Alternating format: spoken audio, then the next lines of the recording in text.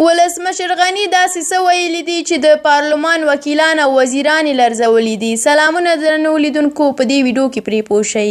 د افغانستان د کابینې په وروستۍ غونډه کې پریکړه شوې ده چې د وزارتونو څوکۍ ته هیڅ نوماند وزیر نشي کولای د پارلمان له وکیلانو سره پټې لیدنې وکړي. په ارګ کې سرچینو سرحد ورځپاڼې ته وویل چې ولسمشر په خورا ټینګه د کابینې وزیرانو ته وریاده کړه چې د پارلمان له وکیلانو سره د وزیرانو پټې او دوه په دوه ناستې باید تر دې وروسته نه وي. ولسمشر په دغه غونډه کې ګوته څنډلې ده چې که خبر شو کوم نومان وزیر د پارلمان له کوم وکیل سره دوه په دوه لیدلي یا یې ګوتې ورسره پټې کړي دي، په هماغه لحظه به یې نوم د نوماندانو وزیرانو له نوملړ څخه وباسي. د کابینې په وروستۍ غونډه کې چې نن په ارګ کې جوړه شوې وه، ولسمشر ویلي د پارلمان له وکیلانو سره د وزیرانو ټوله راشه او رسمي چارې باید د حکومت د پارلماني چارو وزارت له لارې ترسره شي.